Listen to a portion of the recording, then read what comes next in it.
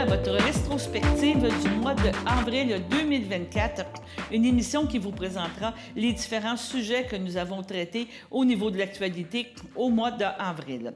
Premièrement, comme toujours, il y aura les extraits des conseils municipaux d'avril de la MRC et des municipalités qui la concernent. Nous vous présentons aussi un extrait de la présentation de la politique de l'arbre qui a été faite à la municipalité de Lanoraie. Vraiment, la municipalité veut mettre de l'avant des principes de protection des environnements.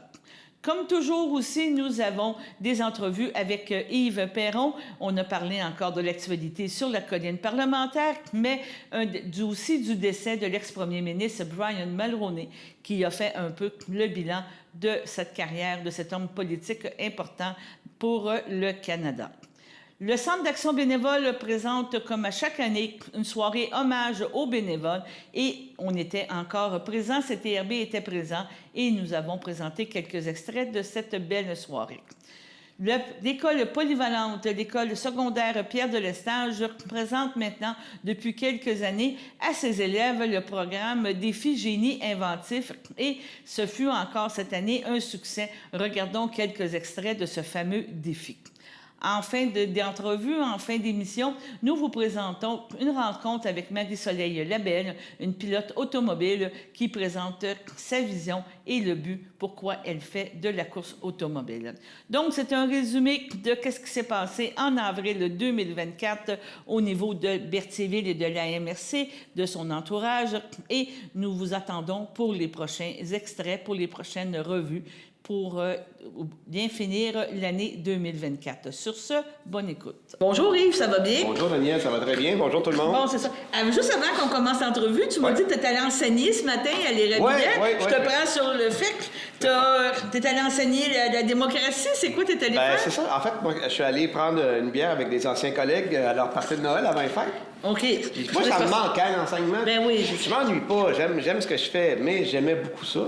Et en temps des fêtes, je disais à mes anciens collègues, je disais, invitez-moi dans vos groupes. Je vais y aller, leur expliquer c'est quoi le travail d'un député. C'est dur à rentrer dans l'horaire, mais là, on a réussi ce matin. J'ai fait les 2 périodes de ce matin avec des jeunes dans les adaptations scolaires. C'était vraiment le fun. Vraiment, vraiment agréable. Puis ils étaient très attentifs, puis ils veulent comprendre qu'est-ce qui se passe.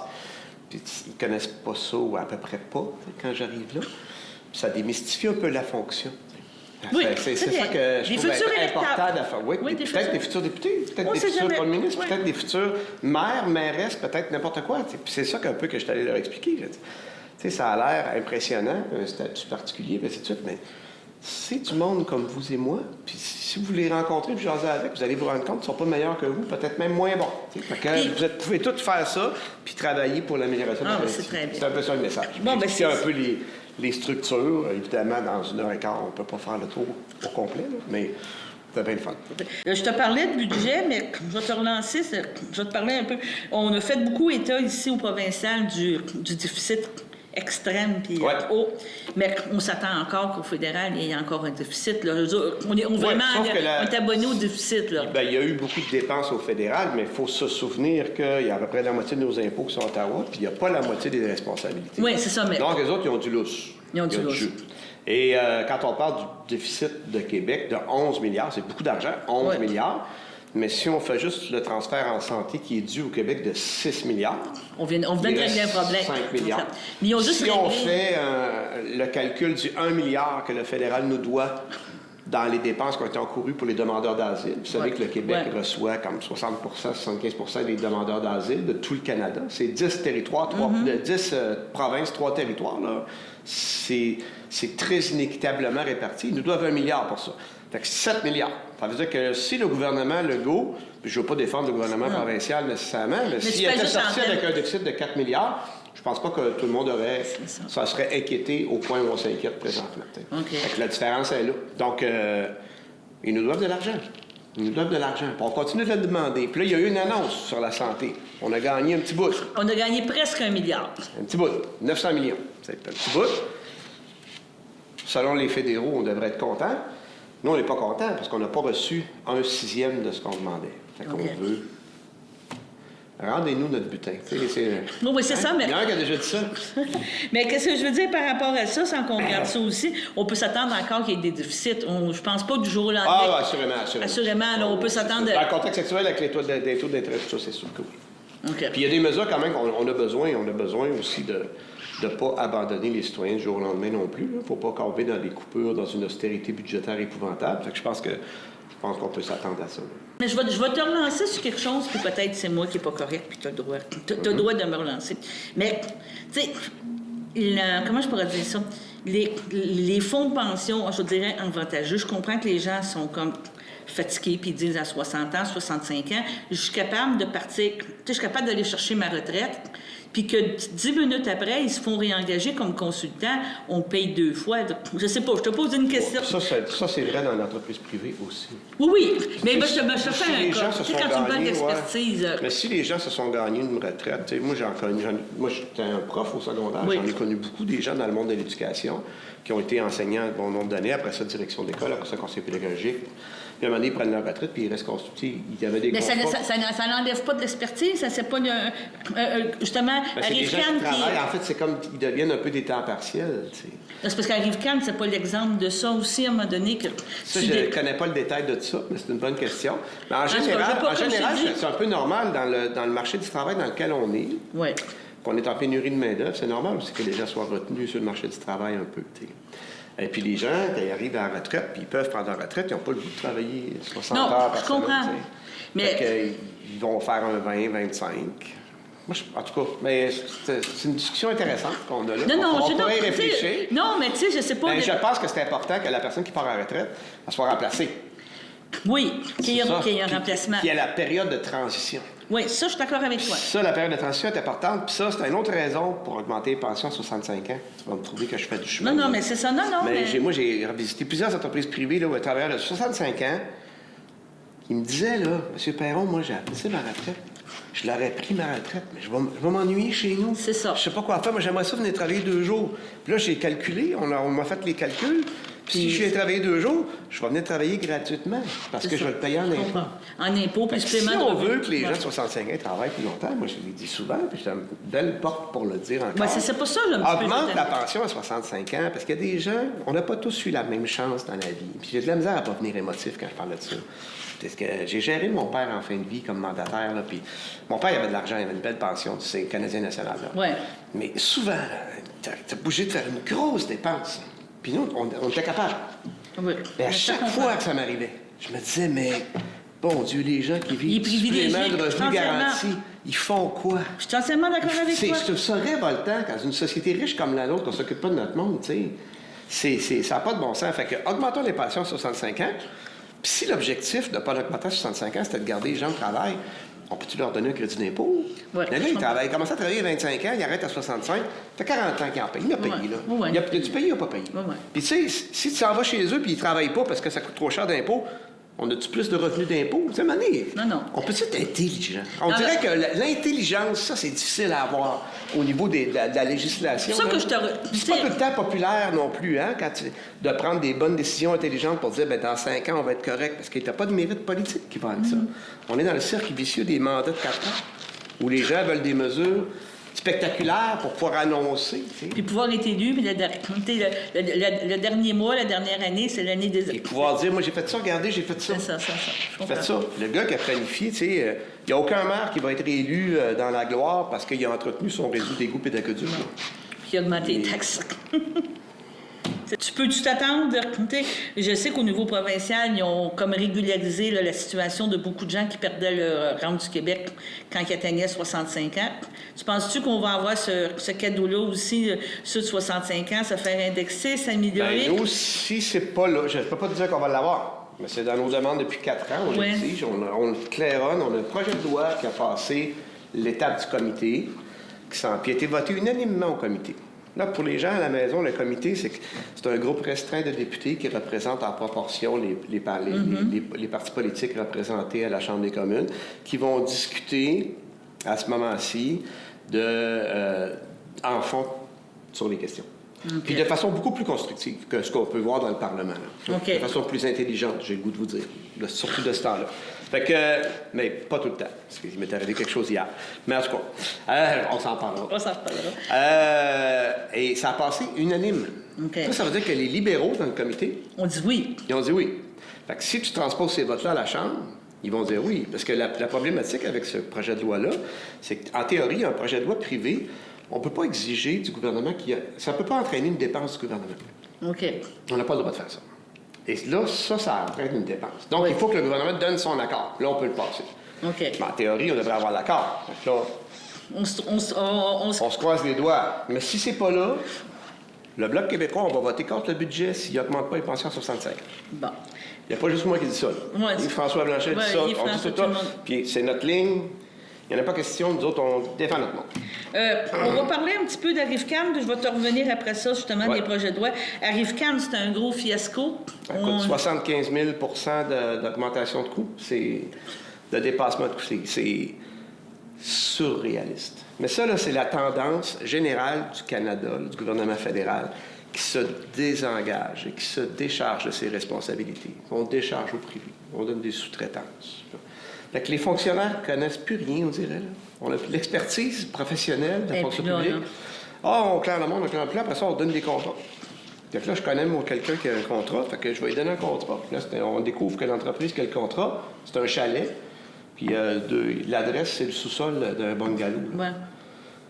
C'est pas de bon sens. Puis là, cette entreprise-là a donné le contrat à d'autres entreprises qui ont donné le contrat à d'autres entreprises. Fait qu'à un moment donné, ils reviennent avec la chaîne. Après ça, ils reviennent. Puis l'expertise, on l'a pas.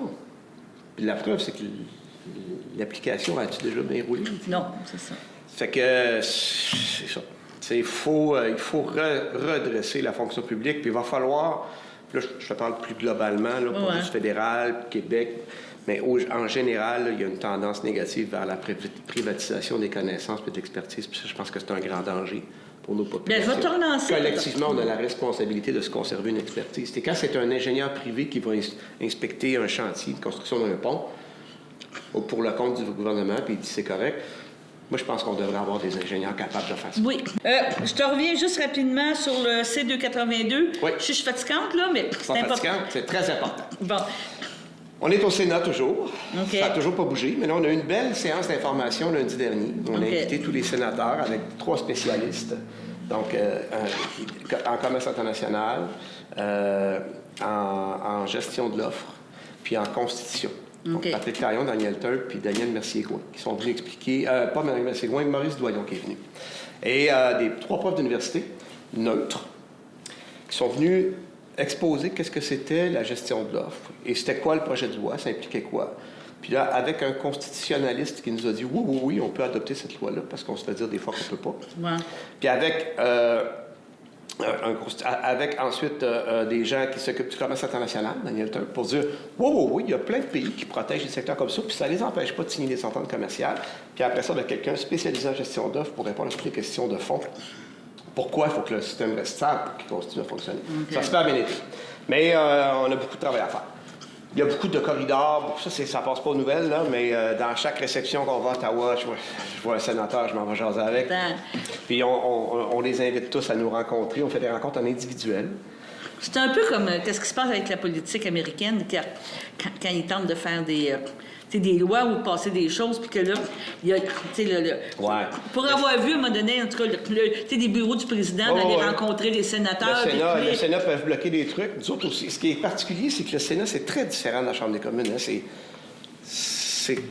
Moi, je pensais que je savais c'était quoi, puis je savais pas c'était quoi. Ça n'a pas marché, bon. Non, mais pas que ça n'a pas marché, mais ça fonctionne pas du tout comme la Chambre des communes. Un projet de loi rentre, on a un certain temps, puis à un moment donné, il va y avoir 1 heure de débat là-dessus. Puis là, ceux qui veulent intervenir vont intervenir. Les sénateurs, ils ont le temps, eux autres. Le Sénat, c'est ad lib. C'est n'importe quoi, n'importe quand. Un sénateur peut arriver dans le Parlement aujourd'hui, puis moi, je parle du projet de loi qu'on a parlé il y a 6 mois. C'est aujourd'hui que je fais ça. Puis il parle là-dessus. Puis il peut dire, moi, le projet de loi, c'est le 82, c'est la gestion de toi, je veux parler là-dessus. Mais je suis pas prêt. Fait que je vais en parler dans 1 mois et demi. Fait que comprenez-vous que là, le projet de loi, il est là depuis le mois de juin. Il a été voté à la Chambre des communes depuis le mois de juin. Il est arrivé, c'est pas vrai, c'est un peu malhonnête de dire qu'il est au Sénat depuis le mois de juin. Et on l'a voté, nous, la dernière journée du mois de juin. Ça veut dire qu'il est arrivé au Sénat fin septembre, début octobre. Pour la voiture de la session. Oui, pour qu'il commence à travailler. Mais là, on est fin mars. J'aimerais ça qu'il y ait en comité maintenant. Octobre, novembre, décembre, janvier, février, mars, on est rendu à 6 mois. Parce qu'il peut rester là 1 an si on... Ça se peut, là. Je ne dis pas que c'est ça qui va arriver. Non. On n'a pas de signal que quelqu'un voudrait le bloquer. On a des doutes, certaines personnes, mais on n'a pas de signal. Puis je ne veux pas commencer à lancer d'accusations parce qu'on sait ça. Mais on ne prend pas de chance. On rencontre les gens, puis on aimerait ça que ça progresse rapidement. Mon espoir, c'est de le faire sortir avant juin. Mais toutes les fois qu'on se rencontre, je te dis tout le temps, moi, mon objectif, c'est juin. En septembre, je l'ai dit à Noël. Puis là, je suis rendu... Oui. On se fixe des objectifs, tu sais. Ça, c'est triste. C'est important. C'est un dossier qui est très, très, très important. Le code de conduite des épiciers pour les gens à la maison, là, quand on parle des prix à l'épicerie, c'est à l'origine de ça, l'étude. On a découvert, dans le fond, en faisant cette étude-là, que les grandes d'alimentation, il y a 5 entreprises qui contrôlent 80 du marché. Donc, toi, quand tu fabriques n'importe quoi, des petits craquelins, tu fais des craquelins, tu as une entreprise, tu as 60 employés, tu fais des biscuits. Il faut que tu les vendes. Puis là, c'est pour rentrer sur le marché, pas comme on dit. 28 clients. C'est ça. Fait que un client-là, il peut t'imposer des conditions.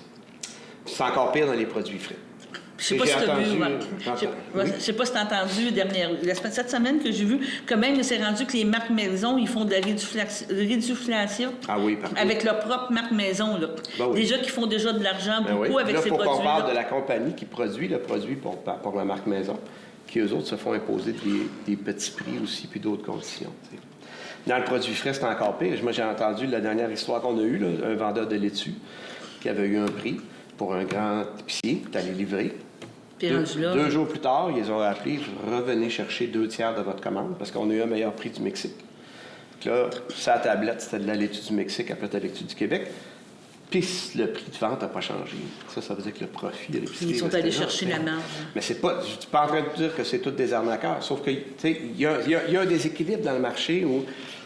C'est complètement différent de la gestion d'offre. Des fois, ils me disent « Ouais, mais là, tu défends la concurrence dans l'épicerie puis dans la gestion de l'offre, tu veux. » C'est parce que dans la gestion d'offre, c'est réglementé. Le prix n'est pas fixé n'importe comment. C'est la Commission canadienne du lait qui fixe le prix selon le coût de production. Là, c'est pas ça qui se passe. C'est 5 gros joueurs qui contrôlent la game et qui vont mettre des conditions puis qui rappellent un fournisseur pour dire « Finalement, ta commande, je ne veux plus, viens chercher. » Surtout quand c'est un produit frais. Puis c'est ça. Puis qui contrôle aussi le produit sur la tablette. Ben oui. Puis tu sais, je t'en avais commandé 8000, tu m'as livré 820 boîtes, il en manque 80, fait que tu as une amende de 2000$. Ça existe. Non, je comprends. Ou tu es arrivé une demi-heure en retard, 1000$. Ou puis tu n'as pas le choix, là. Lui, il va l'enlever, 1000$ du chèque qu'il va te payer. Oui. Plus le 2 de commission. Plus... Puis là, c'est David contre Goliath. Puis là, même ces gens-là, quand ils nous parlent en privé, ils me disent « Moi, je ne veux pas aller témoigner au comité. » Parce que là, ils vont savoir que moi, j'ai chialé, j'ai peur qu'ils ne m'achètent plus l'année prochaine.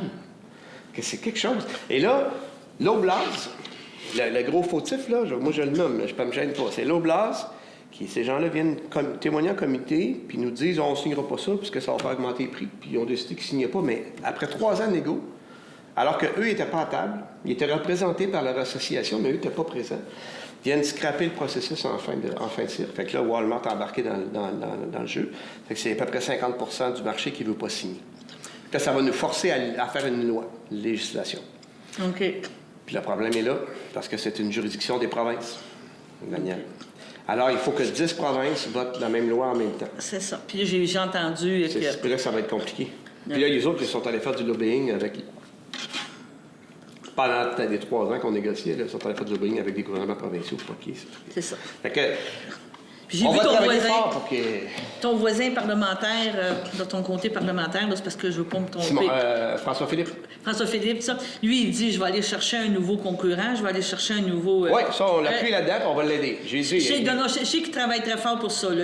On parlait de Carrefour, à un moment donné, là, une entreprise française. Il est venu au comité, puis on a parlé de ça, puis j'ai dit, Monsieur le ministre, si vous travaillez là-dessus, go. Mais en même temps, j'ai dit, par exemple, Monsieur le ministre, là, faites un beau show de boucan, là, dire on va ramener la concurrence dans les épiceries, là, mais en même temps, là, le tribunal le bureau de la concurrence n'ont pas recommandé la fusion entre Shaw et Rogers. Ils ont dit c'est pas bon, ça réduit trop la concurrence. Puis le tribunal de la concurrence a approuvé la transaction. Fait que je dis là, on parle de l'épicerie, là, puis là, il est arrivé avec sa feuille, il nous montrait toutes les fusions qu'il y avait eu depuis les années 80. J'ai dit, montre-moi ta feuille, je l'aime, là. Regarde, ça veut dire qu'on a été négligent. On a laissé cette situation d'oligopole s'installer. Puis là, on fait tu sais, ah oui, je vais ramener quelqu'un d'autre, puis je pense qu'il travaille pour vrai, François Philippe. Tu sais, je ne veux pas dire qu'il travaille pas. Il y a un surnom aussi, je ne sais pas si au Parlement vous dites le même terme, dans les journalistes, et il l'appelle le petit lapin énergisant. Oui, il est énergique. Moi aussi. Bon, regarde, il l'assume, je pense qu'il l'assume. Je parle un petit peu moins vite que lui. Oui, il l'assume quand même. Ben oui, mais c'est pas un défaut. Je pense pas que ce soit un défaut. Non, il est boosté. Ah, c'est ça. Mais... bref, je lui ai dit, Monsieur le ministre, vous faites ça, on va être là pour vous appuyer, là. On veut travailler pour le bien commun. En même temps, on ne peut pas faire la même erreur dans d'autres secteurs en même temps? On a peut-être des lois à les modifier, là. Ça presse. Là, tu veux me parler d'argent. On a 2 sujets, mais on va en parler. Agri-Relance, c'est quoi? C'est un programme que tu m'as fait? Ça, en fait, vous avez entendu, là, les différentes manifestations agricoles. Ouais. Hein? Il y en a un peu partout. D'ailleurs, je pense qu'il va y en avoir d'autres qui se préparent. Les producteurs agricoles sont à bout. Puis moi, ça fait 4 ans que je porte-parole, ça fait 4 ans que je l'entends. Puis à chaque année, c'est pire que l'année précédente. Avec les réchauffements climatiques, c'est encore amplifié. Puis là, on se fait dire, oui, on va regarder ça.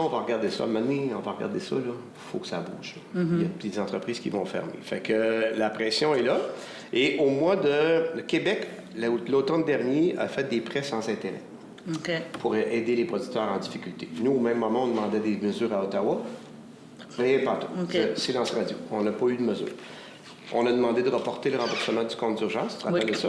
On s'est obstiné à refuser. Fait que là, les producteurs québécois, ils ont pris un prêt sans intérêt de Québec, puis ils ont remboursé Ottawa.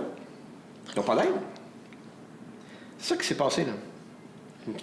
Oui, ils ont pris un poche J'ai l'air de poigner les dents souvent, mais c'est révoltant quand même. Oui. Là, le programme Agri-Relance, c'est quoi? C'est que les programmes d'assurance récolte, ça, c'est comme quand tu assures pour ta maison, quoi, si tu vas passer au feu. Tu assures ton champ, si jamais tu n'as pas de récolte. Okay? C'est un peu le même principe. Mais c'est extrêmement dispendieux. Les producteurs payent 40 du montant, puis les gouvernements 60%. Puis ça ne paye pas. C'est comme je te disais, tu vas passer au feu, mais là, je vais te refaire ton cabanon, mais ta maison, je pense qu'on ne paye pas. T'sais. Fait que les producteurs ne s'assurent pas, ça ne fonctionne pas. Fait que les assurances, ça ne fonctionne pas. Puis même ceux qui étaient assurés, les remboursements qu'il y a eu, c'est tellement disparate. La sécheresse en Abitibi, puis les inondations dans le sud du Québec, c'est des réalités complètement différentes. On se base, puis là, on va se baser sur une station de météo pour donner une compensation à un paquet de producteurs agricoles, des gens qui n'ont pas besoin qu'ils en reçoivent, des gens qui en auraient besoin qu'ils n'en reçoivent pas. Fait qu'il faut revoir tout ça. Puis Agri-Relance, c'est le programme Panique, ça. C'est à la fin de tout ça, là, tous ces programmes d'assurance. Puis ça n'a pas marché, là, on va aller dans... S'il n'y a rien qui marche... Là, c'est la province qui doit demander au fédéral de déclencher le programme Agri-Relance. Okay. Là, on évalue les paramètres qui n'étaient pas couverts par les programmes d'assurance, puis on va déclencher des montants. C'est comme un programme de panique. Ça a été demandé au mois de novembre par le gouvernement du Québec. On arrive fin mars. Il n'y a pas rien. Pas de signal. Puis là, hier, j'ai posé la question à la Chambre. Le ministre McCauley, très gentil, mais il m'a répondu, on a reçu la demande, on étudie. Oui, mais... 5 mois. C'est ça, oui, c'est long. Tu sais, là, on est au mois de mars, on dirait que les gouvernements ne se rendent pas compte qu'un producteur maraîcher, là, il fait pas rien l'hiver, là. Il planifie sa saison. Il commande ses semences, il faut qu'il dépense de l'argent. C'est pas 200$, là. Non, ça coûte millions. C'est ça, je comprends. Tu sais, il faut qu'il y ait quelque chose. Puis là, ça bouge pas. Fait que ça, on met la pression là-dessus, on l'a mis encore. J'espère que les mouvements agricoles ne cesseront pas avant qu'on ait des résultats sur cet aspect-là. Ça, c'est bien important. Je pense qu'il faut qu'ils dépensent de l'argent. C'est pas 200$, là. Ça coûte millions. C'est ça, je comprends. Tu sais, il faut qu'il y ait quelque chose. Puis là, ça bouge pas. Fait que ça, on met la pression là-dessus, on l'a mis encore. J'espère que les mouvements agricoles ne cesseront pas avant qu'on ait des résultats sur cet aspect-là. Ça, c'est bien important. On va finir en parlant de M. Mulroney. Je ne peux pas dire on peut, dans un certain sens. Il y a celui-là que je veux qu'on parle. Ah oui, on va en parler. Non, mais je veux dire, mais là, je te parle au niveau fédéral. On parle du décès de M. Brian Mulroney, qui était un premier ministre. Un grand bonhomme. Il est un bonhomme. Il a aidé. On allait dire, est-ce qu'on peut dire qu'il a aidé à la fondation d'une certaine façon, mais je pense pas. Bien volontairement, bien malgré lui. Bien malgré lui. Mais directement, oui. Puisque Brian Mulroney, pour les gens qui ne connaissent pas, là, c'est le premier ministre qui a voulu réparer des erreurs. La trahison du gouvernement Trudeau, le père, qui a décidé de faire un contrat de constitution dans le dos du Québec. Puis ceux qui ne savent pas à la maison, dans la constitution avec laquelle on vit, on n'a jamais signé ça, ce contrat-là. Ouais. Puis ils ont réveillé les 9 autres premiers ministres dans la nuit pour les réunir. Ça, c'est Jean Chrétien. La nuit des noms qui a fait plutôt ça. qu'on appelle. Des gens dans la région qui aiment beaucoup Jean Chrétien. Là. Ben moi, j'ai ce bug-là avec M. Chrétien. Puis je dirais pas les mots qui me viennent en tête, je veux pas être impoli, mais quand même, c'est choquant de voir quelqu'un de chez nous commet comme une trahison comme ça. C'est grave. Alors, Mulroney, lui, arrive au pouvoir en 84. Donc, 2 ans après. Puis on est 4 ans après le premier référendum de René Lévesque. Ouais. Puis il dit ça n'a pas de bon sens. Puis lui, il aime le Québec, puis il respecte les Québécois, puis il veut qu'ils soient respectés dans la Constitution canadienne. Puis il est arrivé avec une condition minimale. C'était pas tant de choses que ça, l'accord du Lac-Meech. Puis il a vraiment travaillé fort. Il est avec son ami Lucien Bouchard. Oui, puis il a convaincu au Québec plusieurs personnes qui étaient des souverainistes, des gens qui voulaient l'indépendance du Québec. Louis Plamondon, il était député conservateur, mais c'était progressiste conservateur, c'était pas le même parti. Il va toujours vous répondre ça. Mais, tu sais, Lucien Bouchard et ainsi de suite. Des gens qui ont dit, ben oui, peut-être qu'on peut arranger les choses en bonne volonté. Puis on s'est fait dire non en bout de piste par 2 provinces canadiennes qui ont dit non, ça c'est trop de choses pour le Québec, on veut rien savoir. C'est ça. Et c'est ce qui a créé la distension. Ce qui a mené à la création du Bloc québécois avec Lucien Bouchard, qui était ministre de l'Environnement, qui a démissionné à ce moment-là, puis qui a créé une grosse... Mais ça n'enlève pas les qualités de M. Mulroney, bien au contraire. C'est un homme honnête, intègre, c'est un grand diplomate qui est grandement responsable de la fin de l'apartheid en Afrique du Sud. C'est quand est-ce qu'on va voir ça, un premier ministre canadien là, qui intervient de façon intelligente et constructive en diplomatie aujourd'hui dans le monde pour faire une différence? Là, on voit juste des petits shows de boucan, des petites visites. Oui, mais il y a eu un gros impact. C'était un grand homme politique. C'est lui qui est à l'origine des premières ententes sur l'environnement avec les États-Unis, puisqu'on avait des problématiques de pluie acide à cette époque-là. C'est ça. C'est lui qui est à l'origine des premiers accords de libre-échange avec les Américains. Oui, c'est ça. C'est un grand premier ministre. Je ne suis pas gêné de le dire, même si je suis indépendantiste. Puis c'est un grand Québécois. C'est un amoureux, c'est un ami du Québec. Un homme respectable. Fait que oui, je suis allé. Je trouvais qu'il méritait qu'on aille le saluer.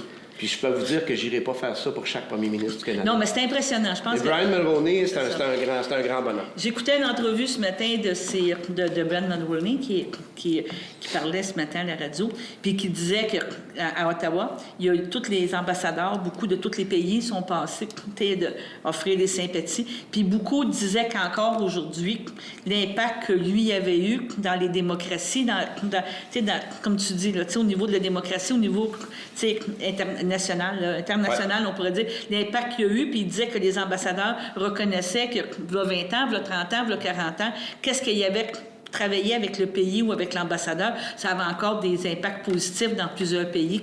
T'sais, en tout cas, je pense que... Oui, absolument. On était complètement ailleurs, puis tu sais, sans manquer de respect envers personne, tu sais, on n'a pas cet impact-là aujourd'hui. Là.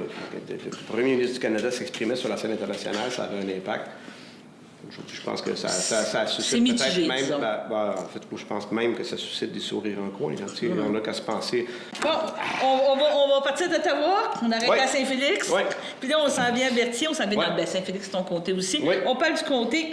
Tu veux me parler sûrement, on en a parlé tantôt, tu as voulu, mais je t'ai arrêté. Le cellulaire CRTC, c'est encore d'un gros problème, puis tu m'en avais parlé il y a 4 ans, il y a 6 ans. Ça prend du temps de faire bouger les affaires. Ça fait 4 ans qu'on est là-dessus, sans arrêt. Je ne lâcherai pas. Et vous savez que l'année passée, j'avais un peu pogné les nerfs en voyant les appels d'offres CRTC qui ne correspondaient pas à notre territoire. Quand on a d'abord des critères sur peut-être à moins de tant de kilomètres d'une tour, donc tu n'es pas éligible. Oui, mais il y a une montagne entre la tour et mon village. Pour un passe. Ça passe pas. Non, c'est ça, mais ils ne savent pas, là. Fait que là, j'ai demandé une rencontre au sommet. J'aurais expliqué ma vie, la réalité de Berthier-Masquinongé avec ses 36 magnifiques municipalités. Bientôt 40? Bientôt 37. Il me rajoute juste Saint-Sulpice. Mais puis là, je leur expliquais, voyons, ça n'a pas de bon sens. Fait que, donnez-nous votre information, M. Perron, puis on va essayer d'en tenir compte. Je dis, parfait. Fait qu'on a consulté toutes nos municipalités, on a corrigé ça, on leur a envoyé ça. Puis là, ils m'ont ressollicité récemment. C'est pour ça que je voulais vous en parler, avec un questionnaire, parce que là, ils sont en train d'élaborer les prochains programmes. Puis ils veulent lancer un programme de résilience. En cas de panne, qu'est-ce qu'il y a comme alternative? Le premier commentaire que je leur ai fait, je dis là, t'as peu, là. Avant de mettre une deuxième tour dans les autres places pour qu'il y ait du service, commence par mettre une tour partout. Là, je vais nommer mes municipalités encore, là, hein? Tu sais, Saint-Élie, Saint-Mathieu, Saint-Étienne. Là, t'es tanné d'aller dans ces municipalités-là puis de te faire... Non, moi, je suis jamais tanné dans les municipalités. Non, mais je veux dire, mais cette interpellation, tu dis, oui, ça s'en vient, je travaille, puis ça serait... Il n'y a pas de résultat. Non, mais ça fait partie du travail. Là. Bon, OK. Moi, tant que j'ai quelque chose à répondre, ça ne m'embête pas. Là, Je travaille. OK. Ce qu'il faut savoir, c'est pour ça que je voulais en parler. Tu travailles. Et là, on a pris notre temps, on a répondu avec précision à leur questionnaire qui était très détaillé, en disant chaque critère, là, éviter cette erreur-là, puis demander. Puis j'ai même mis, demandé donc au bureau de député.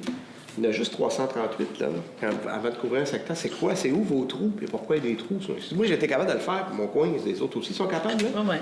Le gouvernement du Québec est en train de faire la cartographie du Québec, mais parce que le fédéral ne fait pas sa job. Puis pendant ce temps-là, il développe un programme de santé dentaire puis un programme d'assurance médicale. On parle des berges, tu m'as dit. Oui, là, je suis dû pour aller voir mon comité. C'est un petit bout que je ne les ai pas vus. Puis on n'a pas beaucoup de mouvement. On a dénoncé récemment la réponse au rapport, parce qu'on a réussi à faire un rapport intéressant. Qui était positif, pour les berges, dans un certain sens. Qui demandait, dans le fond, au fédéral de rétablir son programme de protection des berges, qui était aboli en 1997. Et puis, il n'y a pas de son, pas d'image. Puis nous, on a attendu un certain nombre de mois, les deux. Bon, parfait, la réponse est belle, merveilleux. On a applaudi la réponse, puis là, on attend. Puis ça avance pas. Puis là, comme tantôt, vous savez ce que ça veut dire, ça? Ça veut dire oui. Fait on va les rebrasser encore là-dessus. Et c'est important, il faut qu'il se passe quelque chose. Ça n'a pas de bon sens. On a parlé tantôt d'agriculture, mais là, je te reviens avec l'agriculture, avec les travailleurs étrangers, parce que là, ça, c'est une autre problématique. Il faut que ça rentre, là. Il faut que ça se règle, parce que tes agriculteurs ont besoin de main-d'œuvre. Puis l'administratif est toujours très complexe. Puis vous savez que le gouvernement du Québec a demandé le rétablissement du visa pour les voyageurs mexicains, avec quoi on est d'accord. Il y avait une augmentation.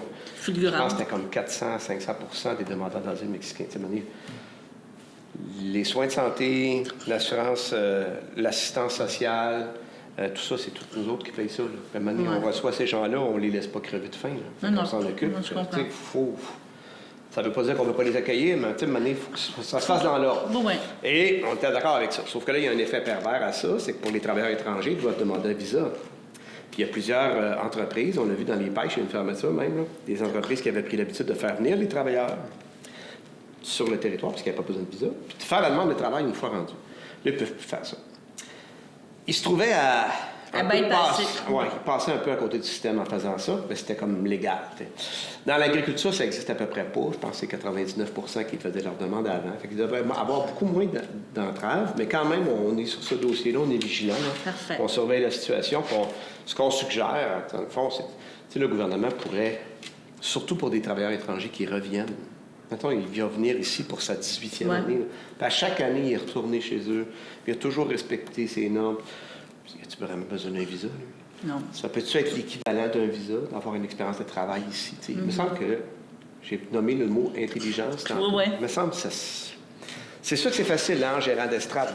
Les gens pourraient dire, il est dans la position, c'est facile, mais c'est évident. Il me semble que c'est facile de mettre une mesure comme ça qui pourrait... Je pense que ça va finir par arriver, là, qui pourrait faciliter l'entrée des travailleurs. Bien, j'entendais, j'étais encore là, un député qui disait que facilement 50 à 60 des cas que ton personnel a à gérer, c'est beaucoup en lien avec l'immigration, en lien avec ces choses-là. Oui, on a beaucoup. C'est là où ça bloque le plus. Je dirais que ça va mieux que ça allait quand même, là. À un moment donné, je me tenais ici, puis tu te souviens, là, je faisais juste chialer sur rien qui débouchait. Moi, je le dis quand ça va bien. Puis, d'ailleurs, on a une super belle relation avec l'équipe de Service Canada qui nous sert au bureau, là. Les fonctionnaires qui sont là, on a une super belle collaboration. Puis souvent, c'est en dedans de 15 jours, on règle la plupart de nos cas. En immigration, c'est plus long, c'est ça, c'est plus compliqué. Mais ce qui est complexe en immigration, c'est le chevauchement des deux gouvernements. Puis là, il y a des gens qui disent « Ouais, mais Québec devrait laisser faire Ottawa. » Mais on veut contrôler ce qui se passe. On n'est pas la même nation que la nation canadienne. On parle français. Fait que c'est plutôt l'inverse qu'il faut faire. Ramener les compétences en immigration. Malheureusement, le Canada, qu'est-ce qu'il répond quand on lui demande quelque chose? C'est ça. Non, ça résout le problème. Voilà. Bon, bien, je te remercie, Yves. Très belle conversation. Merci beaucoup. On se revoit sûrement après le congé de Pâques. Là. Toi, tu vas dans des congés de Pâques.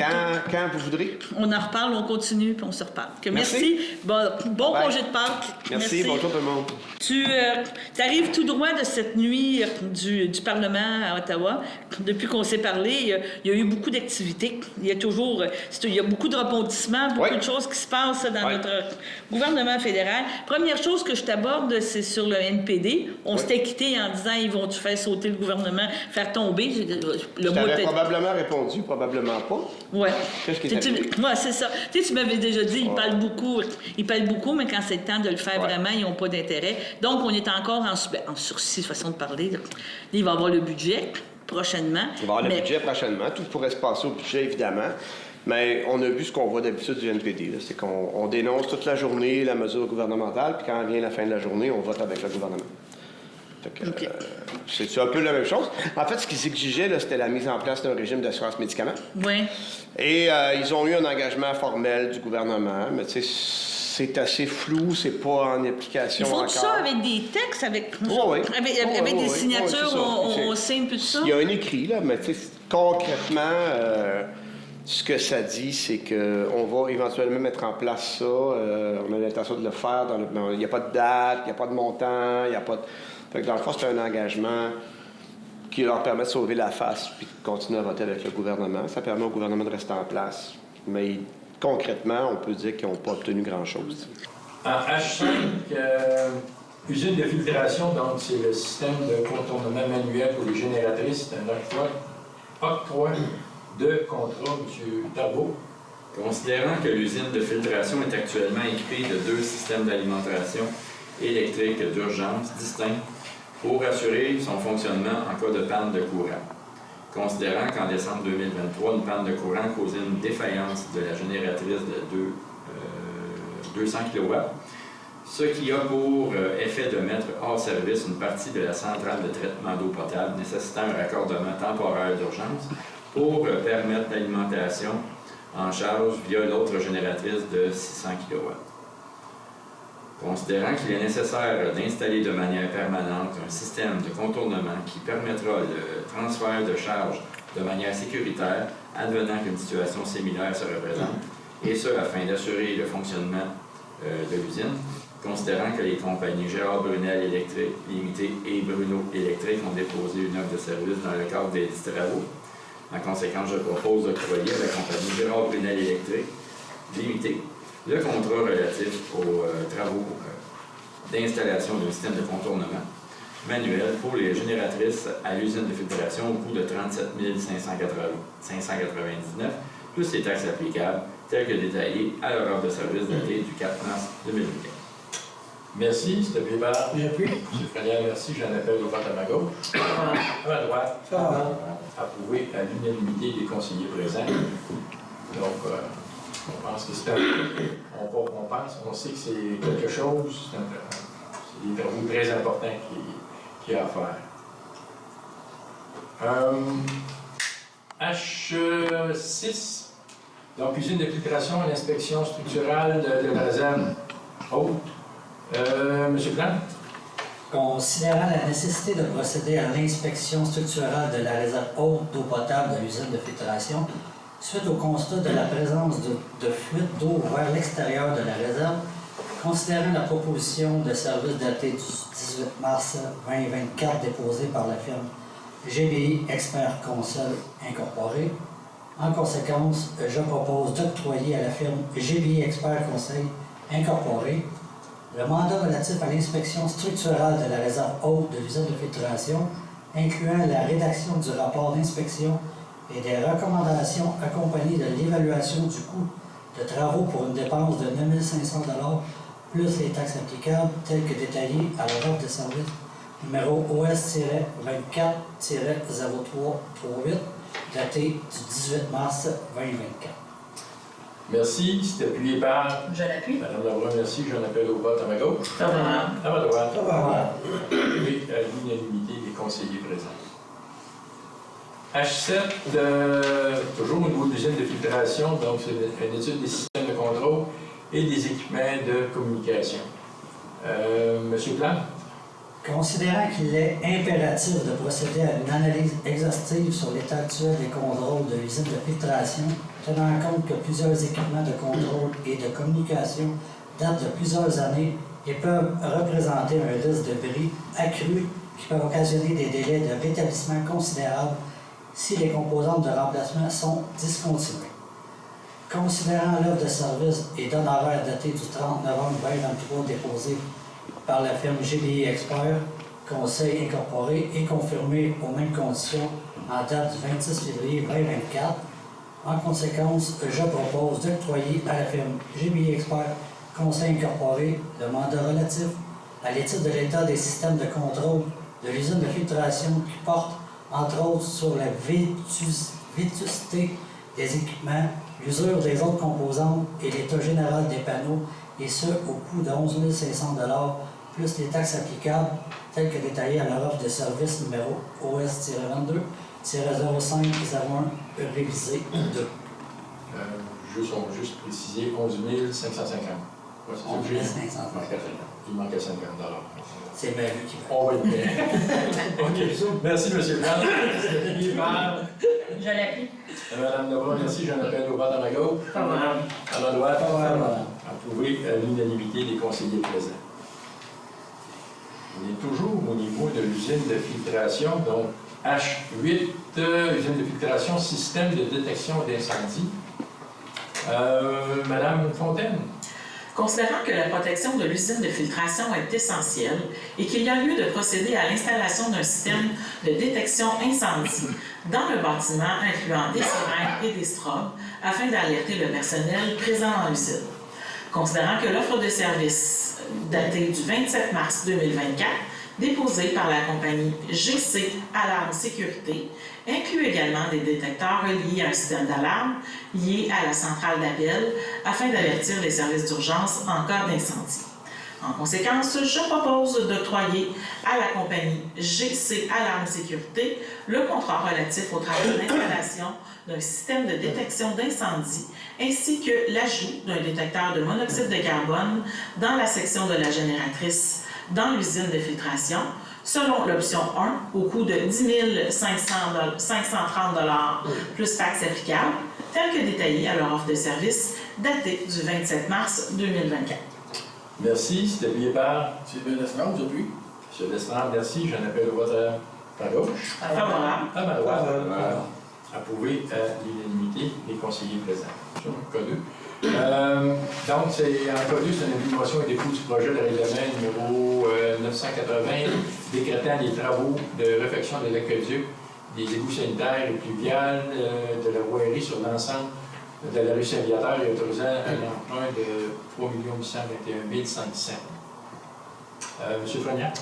Je donne une motion qui a une séquence distincte de ce conseil. Il sera adopté un règlement numéro 980 décrétant des travaux de réfection de l'aqueduc, des égouts sanitaires et pluviales et de la voirie sur l'ensemble de la rue Saint-Viateur et autorisant un emprunt de 3 821 500 pour en défrayer le coût. Je dépose le projet de règlement numéro 980 intitulé Règlement numéro 980 décrétant des travaux de réfection de l'aqueduc, des égouts sanitaires et pluviales et de la voirie sur l'ensemble de la rue Saint-Viateur et autorisant un emprunt de 3 821 500 pour en défrayer le coût. Merci. L, au niveau de l'adoption de règlement. En L1, c'est le premier projet de règlement numéro 748-226, modifier le règlement de zonage. Le numéro 748 et ses amendements, visant à créer les zones 3R45, 3R46, 3P47 et 3C48, même les zones 3C14 et 3R13, comme précédemment, un petit peu les animations. Donc, M. Frenière. Attendu le règlement numéro 748 et ses amendements adoptés par la Ville de Berthierville, attendu que la Ville est régie par la loi sur l'aménagement et l'urbanisme et que le règlement numéro 748 ne peut être modifié que conformément à cette loi, attendu qu'une demande de modification au règlement de zonage a été soumise à la Ville de Berthierville par le propriétaire des lots 3 450 677 et 5 577 993 afin d'y planifier un développement immobilier, attendu que la demande de modification au règlement de zonage était accompagnée d'un plan d'aménagement d'ensemble du projet immobilier réalisé par Mireille Asselin Architecte, portant le numéro de dossier 22-092 et daté du 16 octobre 2023, attendu qu'il y a un intérêt croissant sur le territoire de la Ville de Berthierville pour le développement immobilier, Attendu de l'importance d'assurer une croissance cohérente et durable du territoire de la municipalité, attendu qu'une avis de motion du présent règlement a été donné lors de la séance ordinaire du Conseil municipal tenue le 2 avril 2024, attendu que le document ci-dessous identifié demeure annexé à la présente résolution pour en faire partie intégrante comme s'il était reproduit au long, en conséquence, je propose d'adopter le premier projet de règlement numéro 748-226, modifiant le règlement de zonage numéro 748 et ses amendements visant à créer les zones 3R45, 3R46, 3P47 et 3C48, à même les zones 3C14 et 3R13. Merci. C'est appuyé par? J'appuie. M. Darboux, merci. J'en appelle au vote à ma gauche. Favorable. À ma droite. Favorable. Approuvé à l'unanimité des conseillers présents.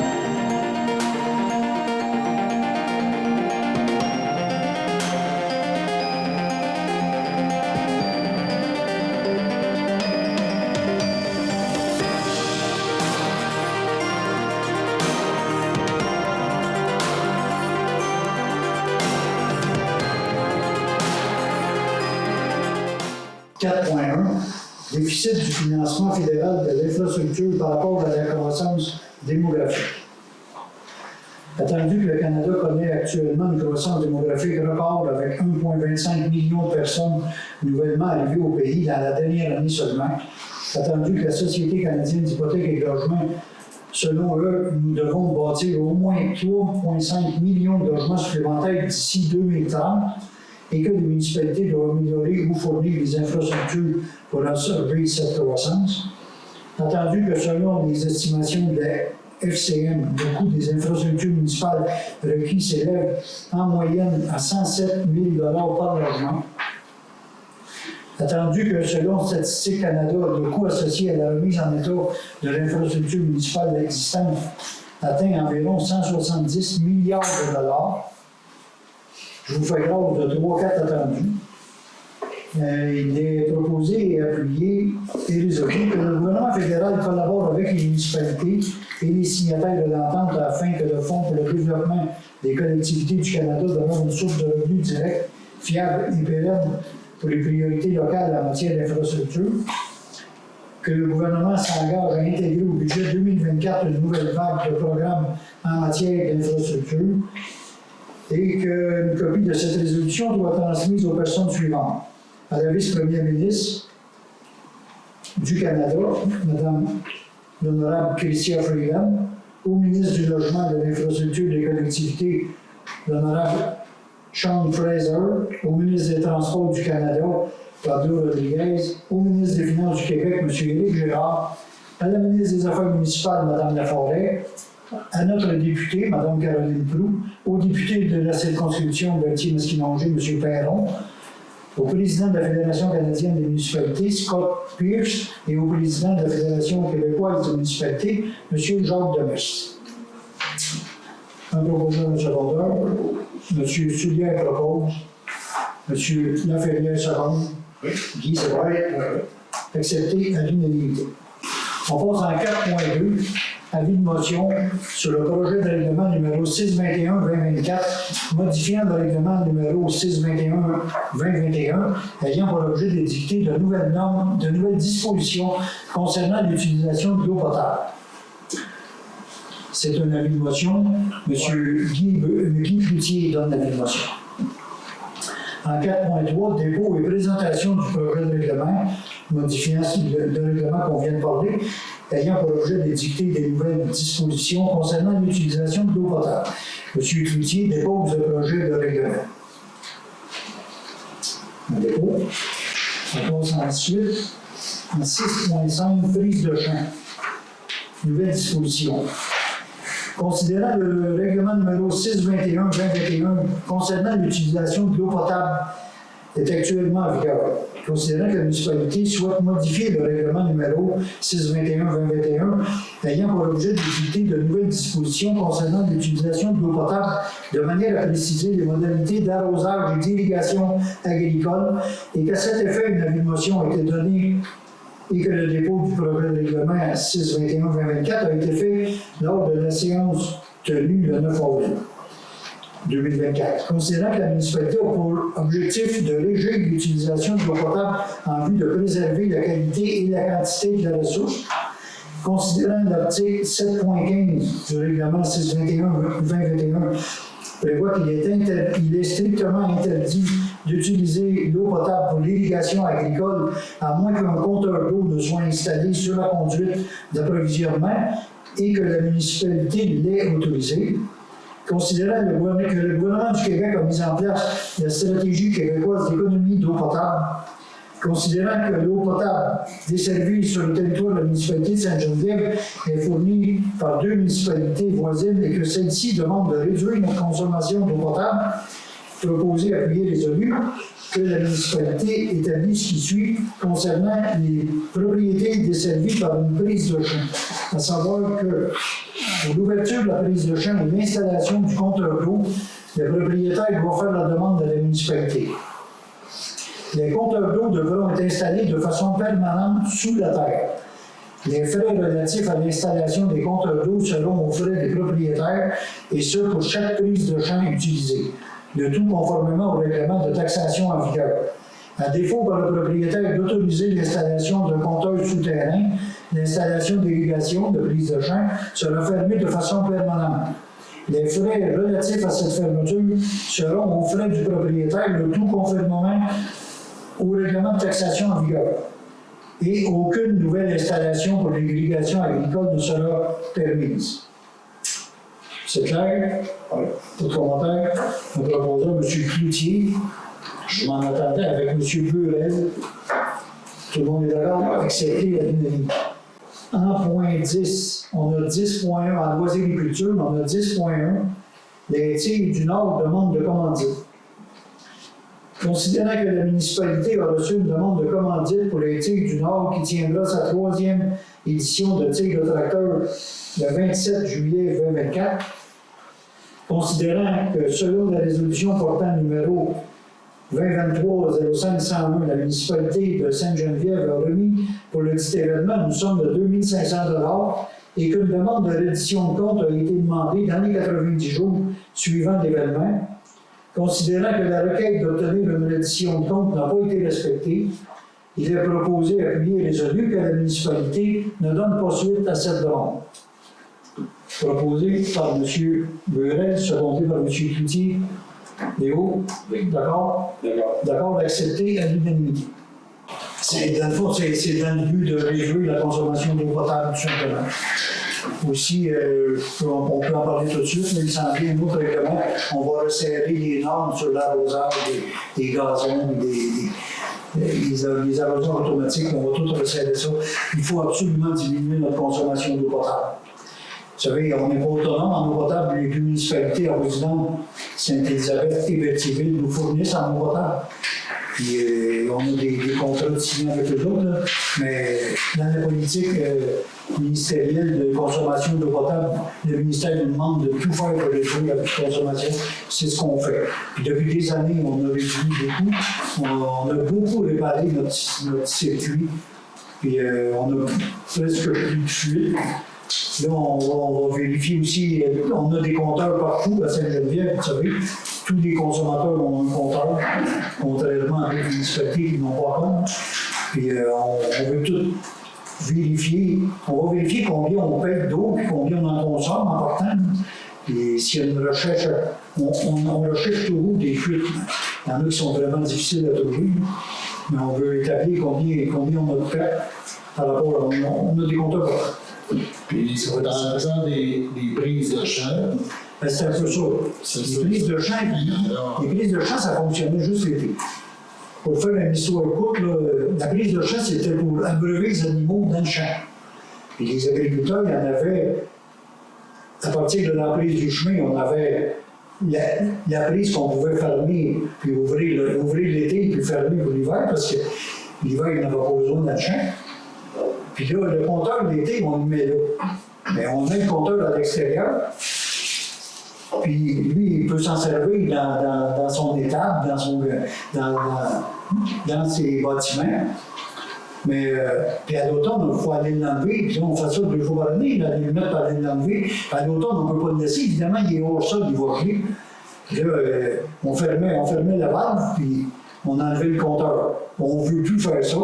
Fait que, on veut mettre un compteur sous terre qui va être à l'épreuve du gel, avec des capteurs nous autres, on n'aura pas besoin de descendre, de creuser à 3 ans, mais avec un capteur extérieur, on va pouvoir prendre le compteur, on va laisser le compteur là à l'année, dans le but d'économiser du temps et surtout que s'ils en prennent même l'hiver, il va être comptabilisé. 14. Annulation du protocole d'entente daté du 30 avril 2015 entre la fabrique de la paroisse Saint-Ignace de la paroisse de Saint-Laurent et la municipalité de Saint-Ignace de Loyola. Pourquoi ça va faire une entente? Parce que, depuis que l'entente a été signée, la fabrique n'a jamais respecté l'entente. Elle n'a jamais payé ce qu'elle devait payer. Elle n'a jamais donné à la municipalité toutes les activités, à toutes les dates qu'elle devait faire dans l'année. On n'a jamais rien vu de ça. Puis là, en plus, pour nous autres, il faut vraiment qu'on sortisse de là avec la chose pour qu'on puisse aller chercher au possible de 65 de subventions sur le nom de l'Église. Puis il faut que l'Église devienne comme la laïcité, la loi du gouvernement. Puis dans la loi, c'est dit que si la fabrique veut continuer à faire des messes, il va faire comme nous. Puis moi, j'ai eu du beau avoir au téléphone avec elle, puis le curé, il m'avait bien dit que eux autres, ils ne pourront pas payer. C'est oublié de nous. Mais on va faire à l'entente. On ne pense pas qu'on les empêche de venir faire la messe encore le dimanche, tant que les rénovations, si jamais il y a des rénovations qui se font, il ne faudra pas commencer. Ça me prendrait un proposeur. M. Christian Vallois, M. Michel Bertin, à ma droite, à ma gauche. Étude de caractérisation des berges du Saint-Laurent, Laurentide, le 9e policier, excusez-moi. C'est que, concernant la protection des berges du Saint-Laurent, le 9e policier procédera à une étude de caractérisation des berges. Considérant que les frais de 1920 engendrés pour la réalisation de cette étude sont à la charge de la municipalité de Saint-Ignace de Loyola, il est proposé ce monter. Il est résolu que la municipalité de Saint-Ignace de Loyola est favorable à cette étude de caractérisation et autorise la dépense de 1920. Alors, c'est pas bien pour Saint-Ignace, là.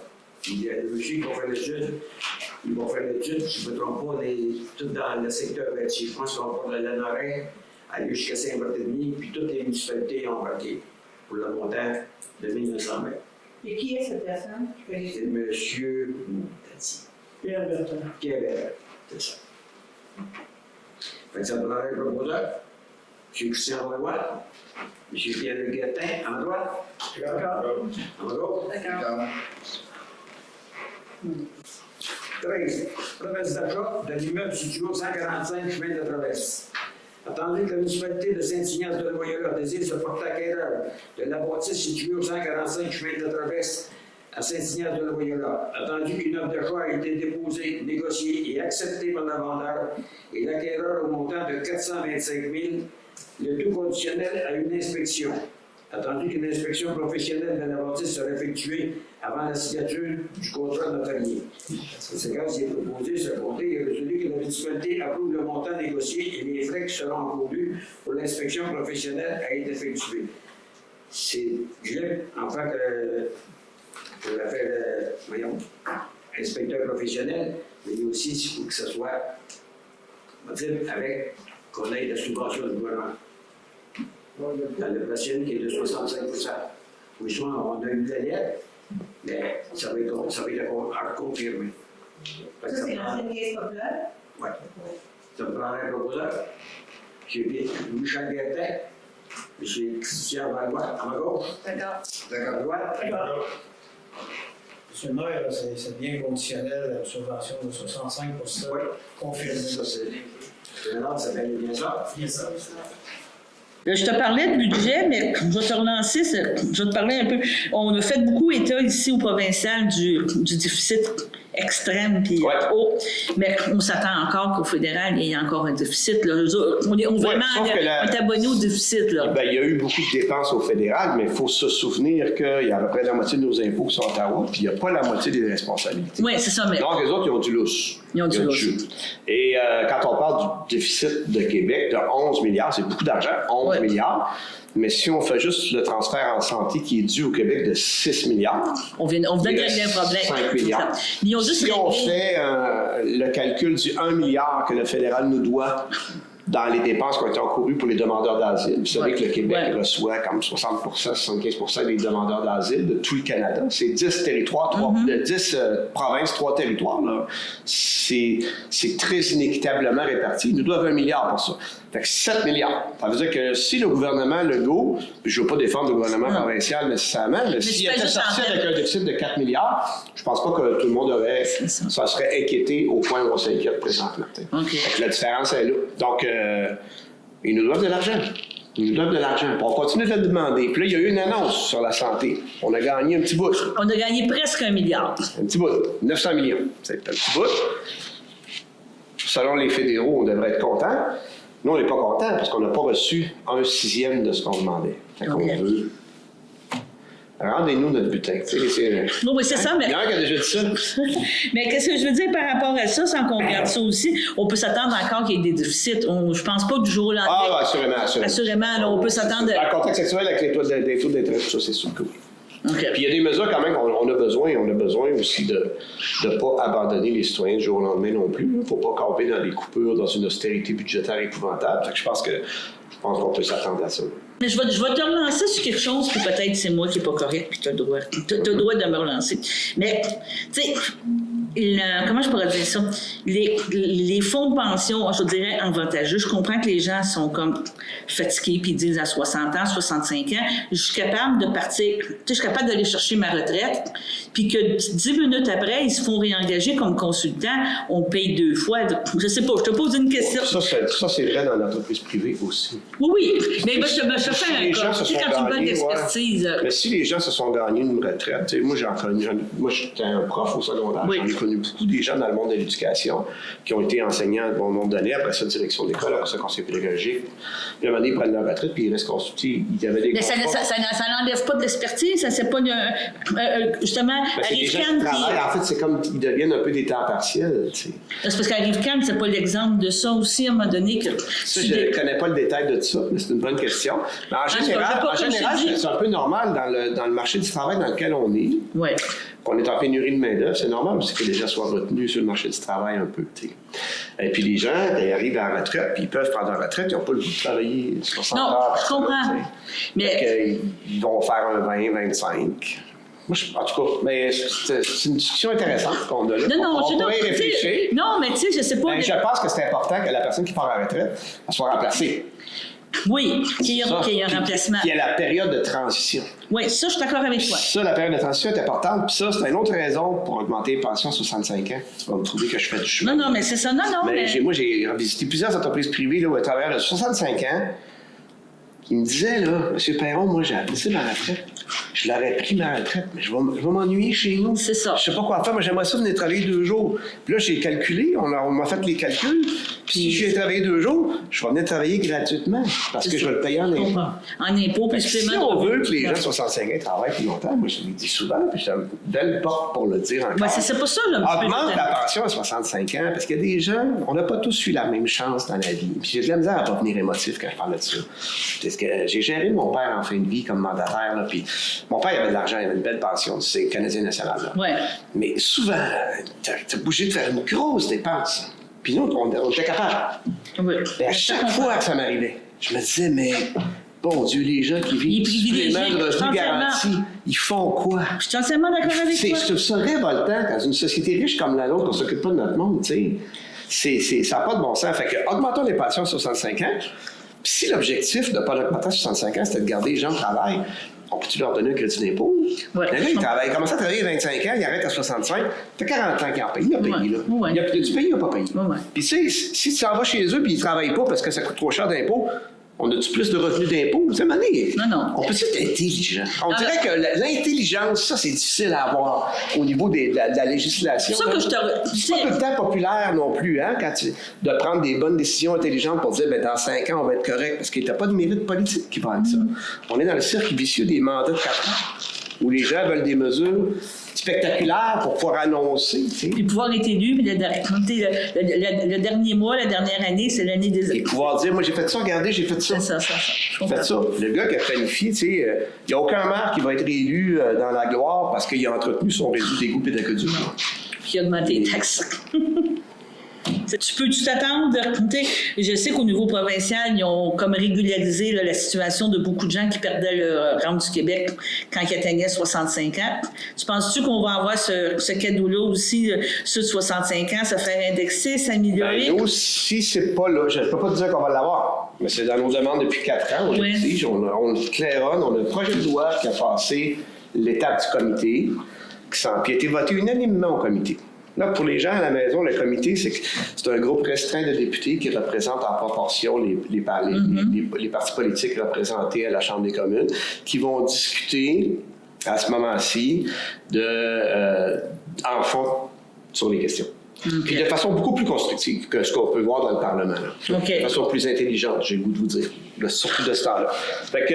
Mais pas tout le temps. Parce qu'il m'est arrivé quelque chose hier. Mais en tout cas, on s'en parlera. Et ça a passé unanime. Ça veut dire que les libéraux dans le comité... On dit oui. Ils ont dit oui. Fait que si tu transposes ces votes-là à la Chambre, ils vont dire oui. Parce que la problématique avec ce projet de loi-là, c'est qu'en théorie, un projet de loi privé, on ne peut pas exiger du gouvernement ça ne peut pas entraîner une dépense du gouvernement. On n'a pas le droit de faire ça.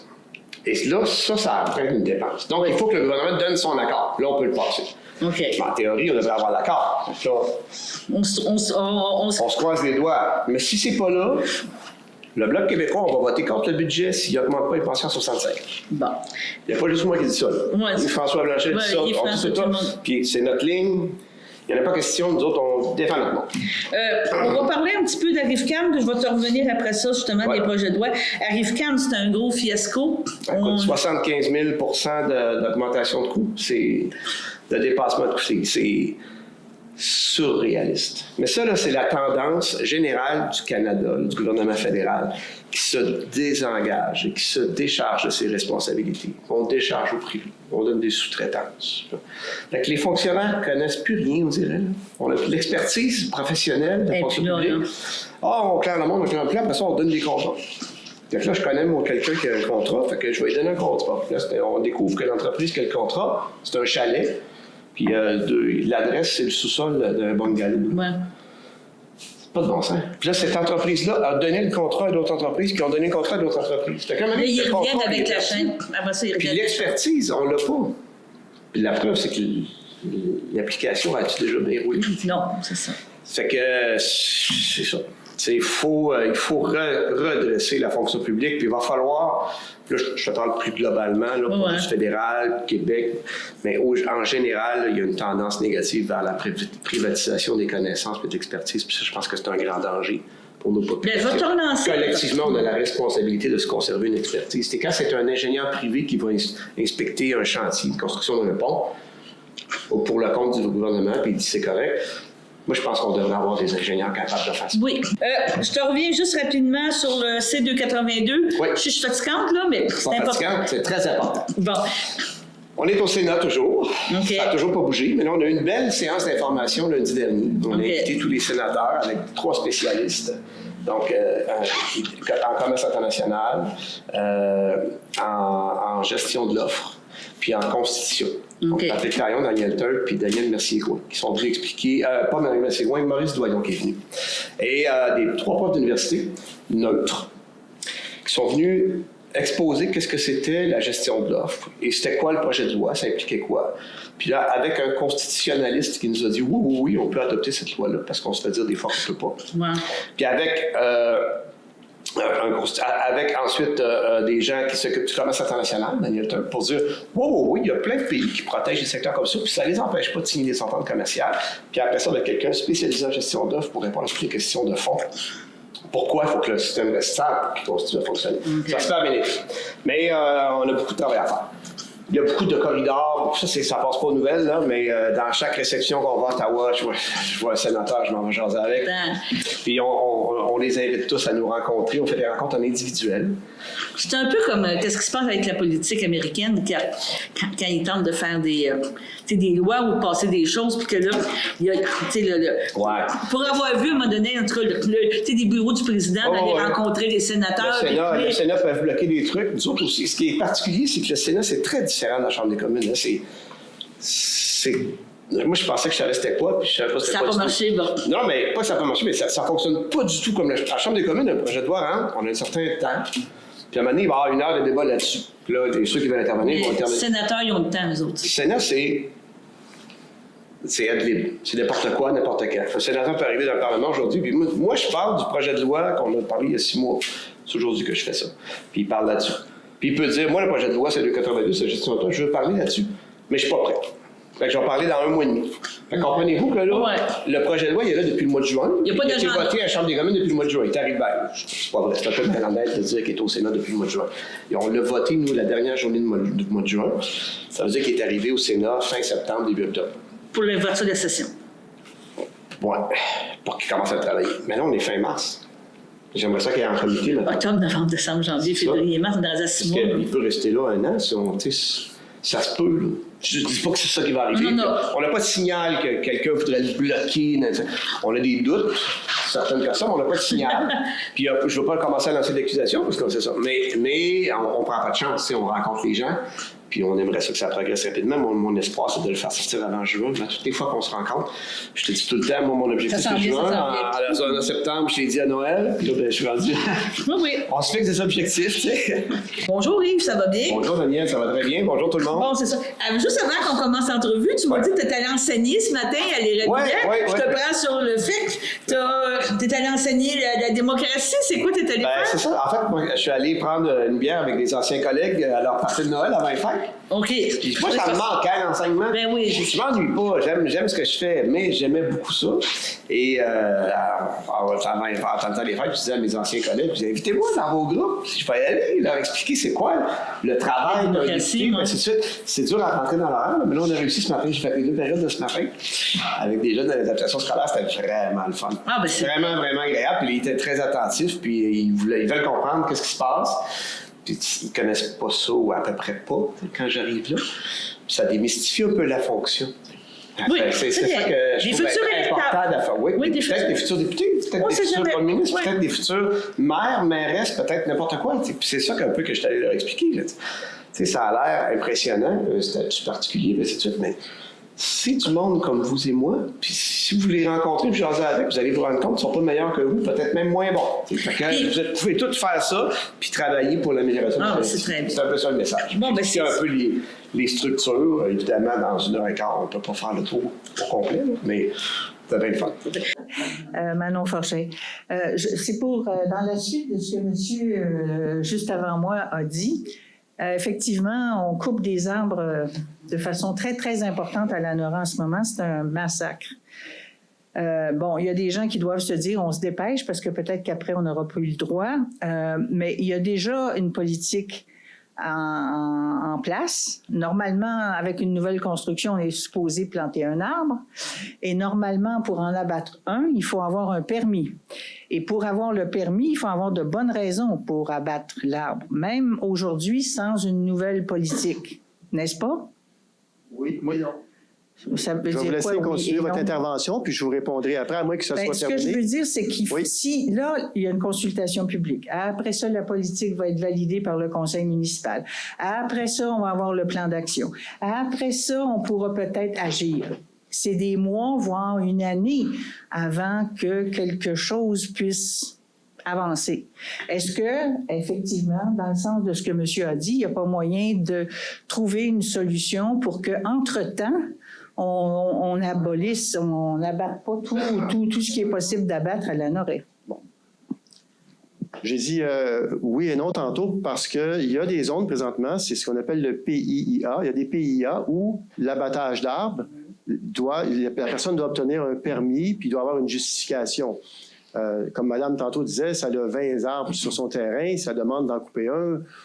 Possiblement que le CCU va se pencher là-dessus parce que c'est le CCU qui fait des recommandations au conseil municipal. Il va se pencher là-dessus, puis on verra la décision qu'ils vont prendre. Mais en toute logique, à mon avis, s'il y en a 20, ça ne devrait pas être refusé.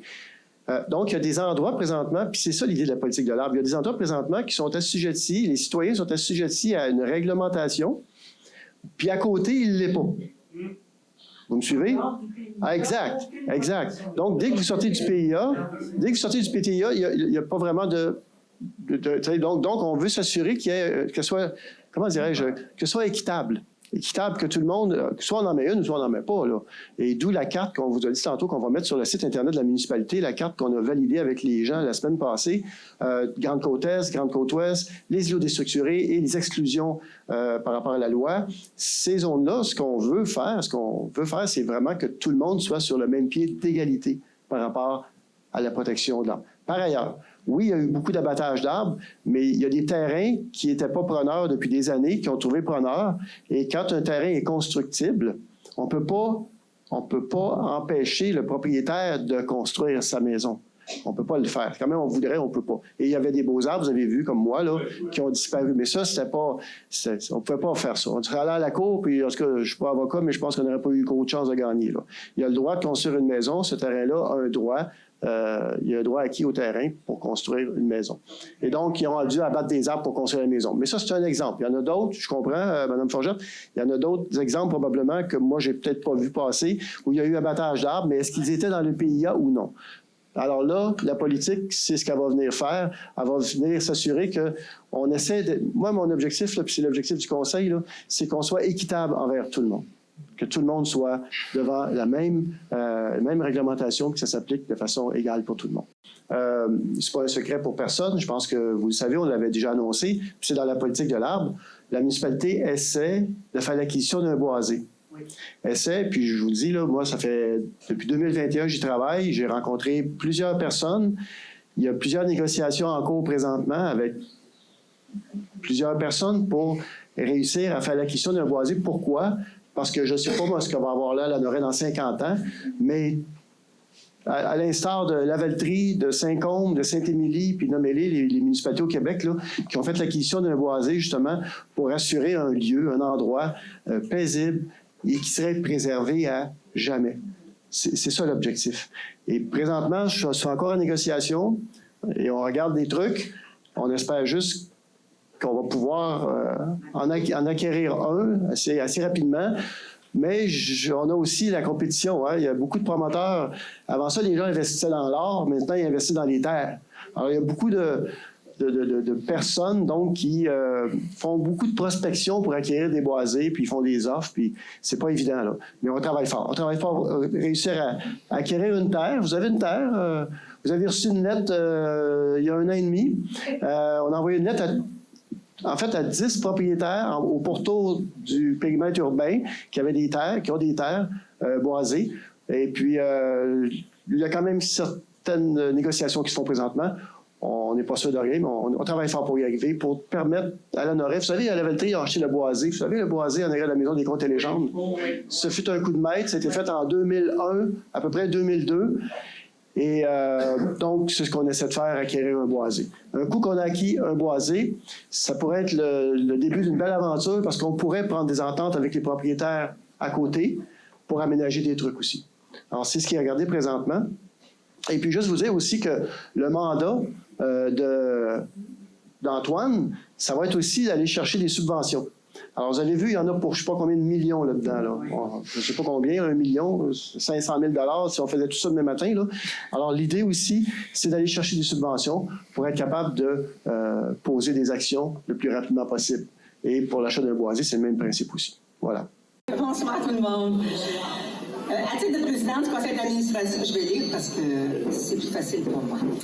Du conseil d'administration du Centre d'action bénévole d'Autry, c'est un honneur de vous accueillir à cette soirée.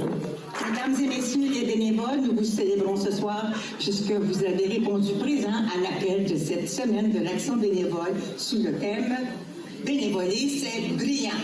À ce sujet-là, je vous repasse Christian. Ça arrive, hein? Voilà. Merci.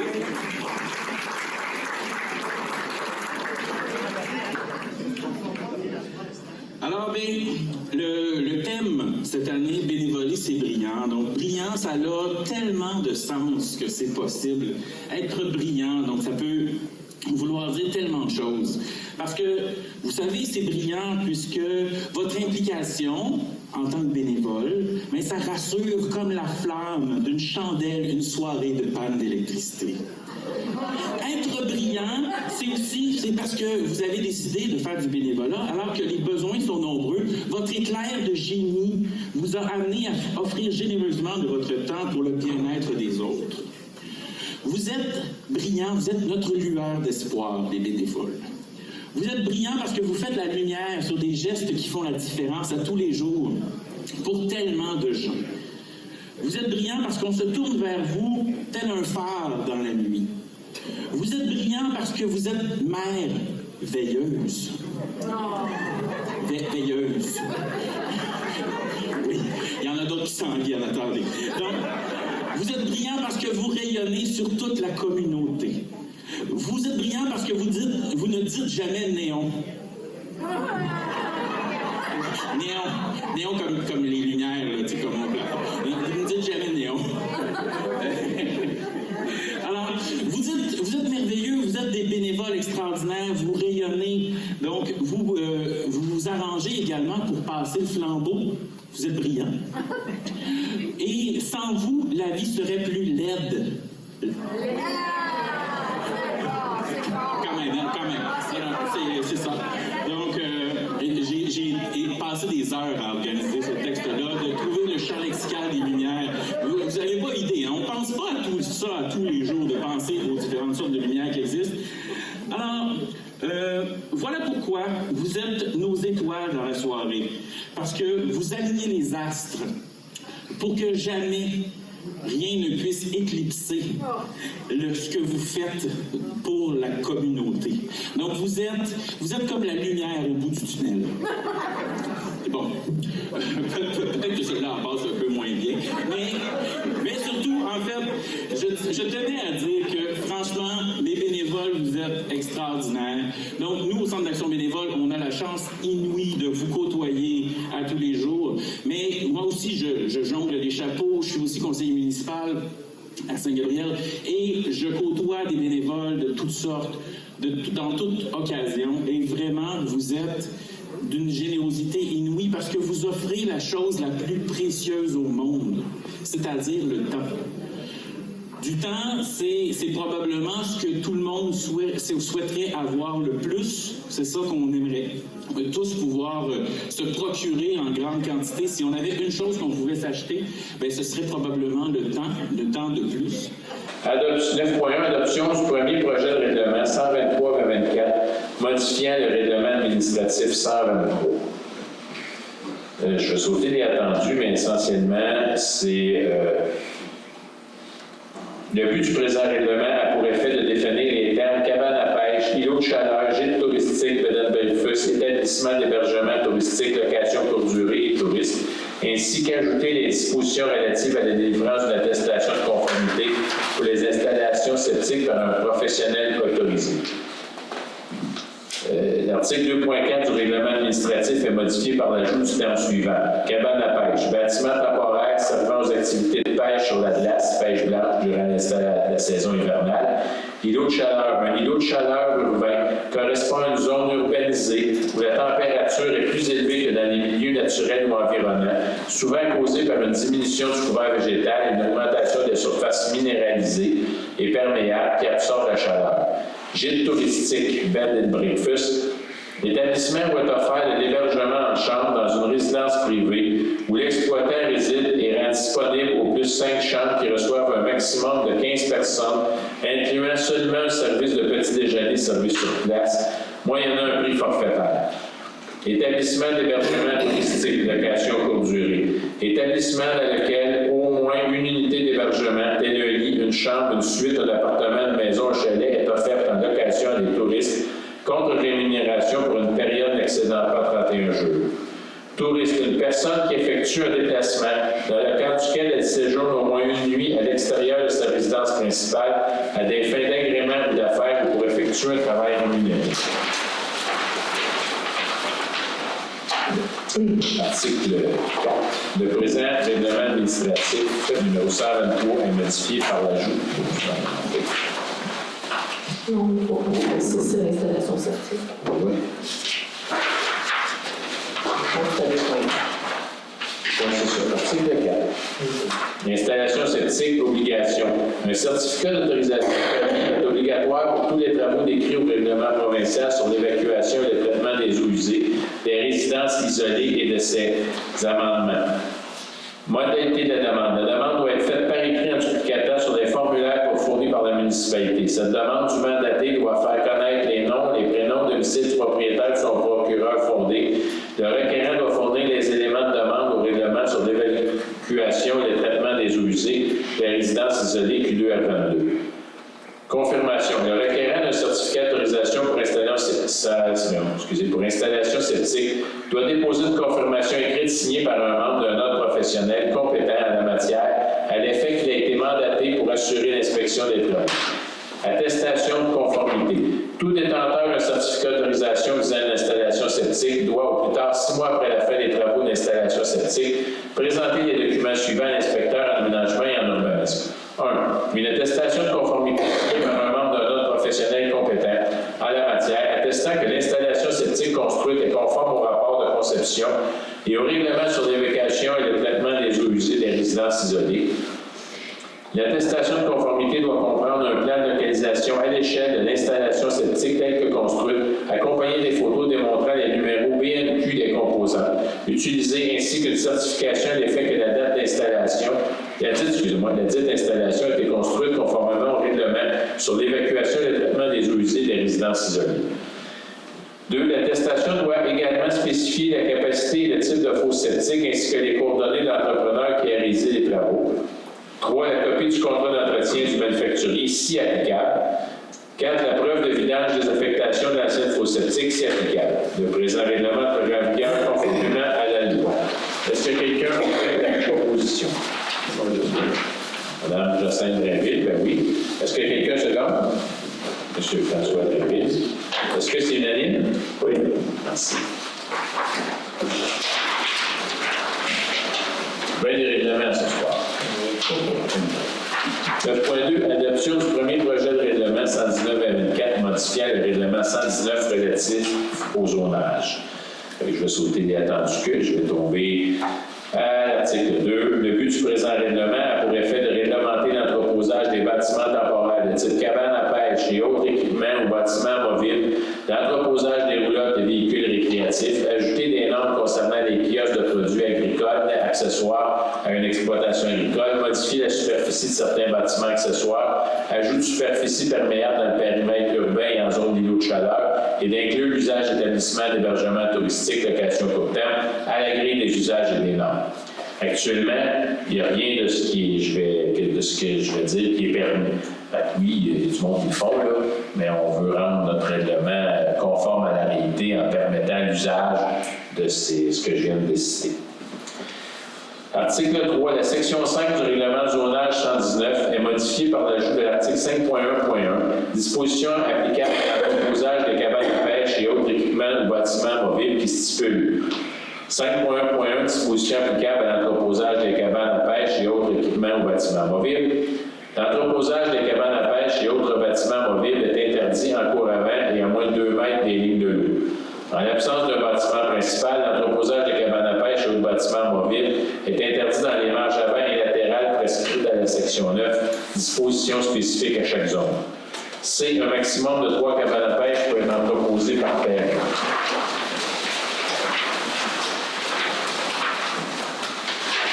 Article 4. La section 5 du règlement du zonage numéro 119 est modifiée par l'ajout de la section 5.1.2, entreposage des roulottes et véhicules récréatifs qui stipule entreposage des roulottes et véhicules récréatifs. En aucun cas, une roulotte, un véhicule récréatif ne doit servir de résidence permanente, et ce, peu importe la durée d'utilisation. Une roulotte ou un véhicule récréatif ne peut être utilisé comme résidence temporaire en dehors des terrains de camping. Le remisage est autorisé dans la cour latérale ou arrière à une distance minimale de 1 mètre des lignes de propriété. Un maximum de 1 véhicule récréatif peut être stationné en cour avant entre le 1er mai et le 31 octobre de la même année. Article 5. La section 5 du règlement du zonage 119 est modifiée par l'ajout de l'article 5.1.3, kiosque de produits agricoles accessoires à une exploitation agricole.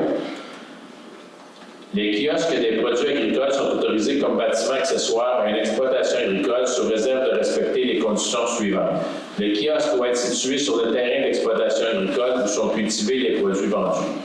Le kiosque doit servir majoritairement à la vente des produits issus de l'exploitation agricole à laquelle il est accessoire. Le kiosque doit être exploité par le propriétaire ou le locataire de l'exploitation agricole. Un seul kiosque par exploitation agricole est autorisé. L'espace destiné au stationnement des véhicules doit être suffisant pour que celui-ci n'ait pas à se stationner sur la voie publique ou à reculer sur la voie de circulation pour quitter l'emplacement du kiosque agricole. Dans le cas d'un kiosque permanent, l'implantation de ce dernier doit respecter la marge de recul avant prévue à la grille des usages principaux et des normes. Dans le cas d'un kiosque temporaire, l'implantation de ce dernier doit respecter une distance minimale de 3 mètres par rapport à l'emprise de la voie de circulation. Article 6. Le règlement du zonage 119 est modifié par son article 5.1 en abrogeant le 5e paragraphe. Article 5, 6, 7. L'article 5.7 est intitulé « Superficie perméable » est ajouté au règlement du zonage numéro 119. Superficie perméable. Une proportion minimale de 25 de la superficie totale d'un terrain doit être perméable et vernie grâce à l'implantation de végétaux en pleine terre, gazon, arbres, plantes et arbustes. Cette disposition s'applique uniquement sur une propriété occupée par une habitation unifamiliale ou bifamiliale située dans le périmètre urbain et en zone d'îlot de chaleur. Ici, notre seul périmètre urbain qu'on a, c'est une partie de l'île Saint-Henri. Article 8. Le premier paragraphe de l'article 5.3.2 du règlement du zonage numéro 119 est remplacé par le paragraphe suivant. Un bâtiment complémentaire relié aux usages résidentiels ne doit pas excéder l'aire au sol du bâtiment principal, à l'exception des terrains situés en zone agricole dont la superficie excède 5000 m² selon le tableau suivant. De 5000 à 5500 m², 125 de 5500 à 10 000 m², 150 de 10 000 m² à 1500 à 15 000 m², 200 de 15 000 m² à 4 000 m², 40 000 m², 250 Essentiellement, ce qu'on vient faire ici, c'est qu'on va permettre à ceux qui ont des grands terrains de pouvoir avoir des bâtiments secondaires un peu plus grands. En réalité, c'est pour régulariser une partie des situations qui sont déjà existantes, soit par le lotissement d'anciennes fermes agricoles, ou soit des personnes qui, sans vouloir enfreindre aucun règlement, ont tout simplement, ayant un grand terrain, bâti des bâtiments accessoires plus grands que la propriété principale. Fait que ça s'applique juste aux terrains de grande superficie pour permettre d'utiliser, que les propriétaires de grands terrains puissent profiter du grand terrain, justement. Les articles 9.5.1, 9.8.1 de la section 9 du règlement de zonage numéro 119 sont modifiés pour l'ajout de l'usage d'établissement d'hébergement touristique, location courte durée. 9.5 de dispositions applicables à la zone AE et Locastar, usage permis, établissement d'hébergement touristique, location courte durée. Dispositions applicables à la zone NC et la LEG, usage permis, établissement d'hébergement touristique, location courte durée. Article 10, le présent règlement entrera en vigueur conformément à la loi. Monsieur Drainville. OK, Monsieur François Drainville propose, puisque c'est lui qui a donné la motion. Qu'est-ce qui seconde? Oui. Monsieur Serge Boucher seconde. Est-ce que c'est unanime? Oui. Oui, tout le monde d'accord? Je demande encore à chacun des membres présents s'ils sont toujours en accord avec le projet qu'on peut mettre en place. C'est unanime pour tout le monde? Je pense que oui. OK. Considérant une demande de citation de l'Église a été formulée par un organisme local tel que permis par la loi sur le patrimoine culturel, considérant que le bâtiment existant est répertorié comme étant un bâtiment d'intérêt patrimonial ayant une valeur patrimoniale supérieure dans le document Inventaire du patrimoine bâti de la visitation des DUPA réalisée en novembre 2022, considérant que le projet vise à préserver le caractère patrimonial de l'Église et d'en faire la citation à titre de bien patrimonial.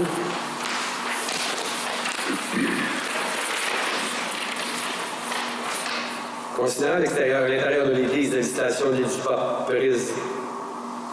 considérant que l'extérieur et l'intérieur de l'église de l'hésitation du pas présentent des valeurs historiques, architecturales, artistiques et identitaires et que celles-ci rendent légitime la citation de cette infrastructure patrimoniale, considérant que les caractères architecturaux et les matériaux d'origine qui y ont été conservés se doivent d'être protégés, considérant que l'Assemblée publique de consultation permet à toute personne intéressée de faire sa représentation auprès du Conseil local du patrimoine. Pour ces motifs, il est résolu à l'unanimité que le Conseil local du patrimoine recommande au Conseil municipal de l'hésitation de l'île-du-Pas d'approuver le projet de citation de l'église de l'hésitation de l'île-du-Pas et d'adopter le projet de règlement 305-2024 relatif à la citation de l'église comme bien patrimonial.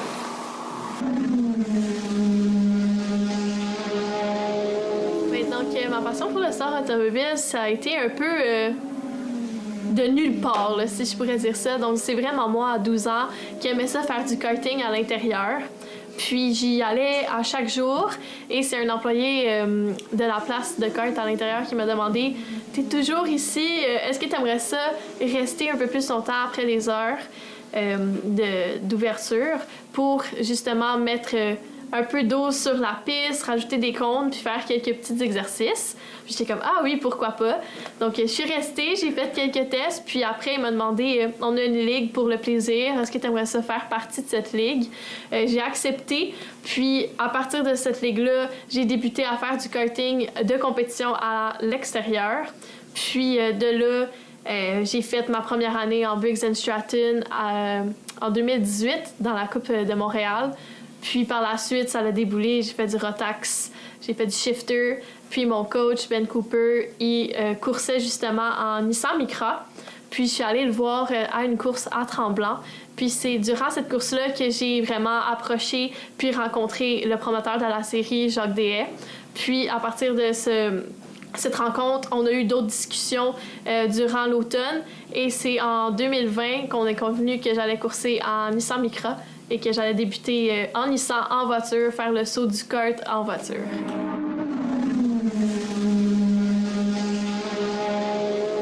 Honnêtement, je suis contente. Pour une première année, ça avait super bien été. La voiture, oui, est un petit peu différente, mais c'est les mêmes pistes. Une fois que tu comprends, que tu t'adaptes à la voiture, ben, c'est juste de rouler, de se pratiquer, puis c'est ça, ça a super bien été.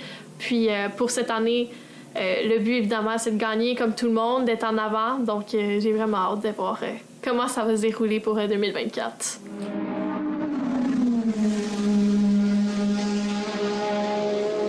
Et c'est sûr que ça joue du coude, mais il faut juste pas que tu laisses... faut que tu fasses ta place, faut pas que tu laisses la place aux autres. Puis, justement, tu sais, à 15-16 ans, quand je suis arrivée en micro, j'étais gentille. Moi, tout le monde, c'est mes amis, mais sur la piste, il n'y a pas d'amis. Le but, c'est de finir en avant. Donc, c'est de jouer du coude, d'être intelligent à travers la course, puis de rapporter le plus de points possible à la fin.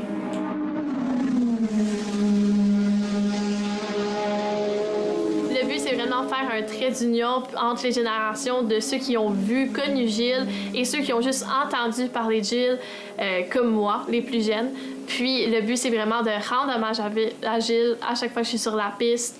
Donc, c'est pour ça que je course avec le numéro 27.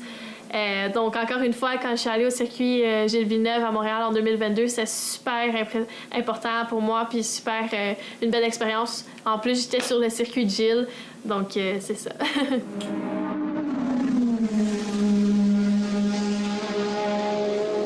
Donc, j'étudie en génie mécanique et technologie de l'informatique à l'Université d'Ottawa. Donc, j'ai toujours été, depuis que j'ai commencé à être impliquée en voiture puis en kart, le côté mécanique, comment la voiture fonctionne, comment apporter plus de puissance à l'auto, etc., ça m'a vraiment accrochée. Donc, depuis ce moment-là, j'étais comme, OK, je veux devenir ingénieur. Donc, au secondaire, j'ai travaillé fort pour justement sauter directement à l'université. Mon but ultime, ça serait de devenir ingénieur en sport automobile. Je disais avant, en Formule 1, là, j'irais plus peut-être en NASCAR. Je trouve ça aussi très intéressant. Donc, tout le côté derrière le pilote, toutes les heures passées de comment comprendre la voiture, comment mettre la voiture encore plus performante que l'autre voiture de ton concurrent, ben, ça m'intéresse beaucoup. Donc, c'est ça. Être ingénieur, ça serait mon but ultime, puis c'est pour ça que je suis à l'Uni pour ça.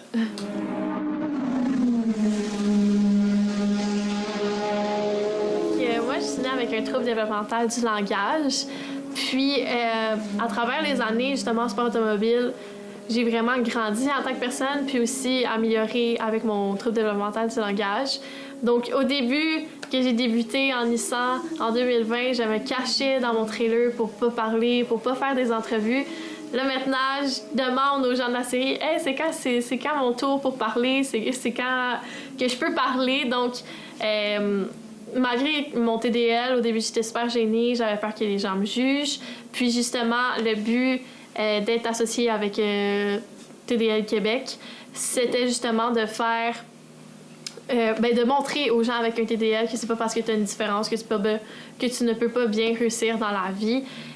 Faut pas avoir peur de sa différence, faut juste l'accepter. Puis, c'est ça. Donc, moi, à travers le sport automobile, je montre que c'est pas parce que tu as un certain trouble d'apprentissage que tu peux pas bien réussir puis réaliser tes rêves.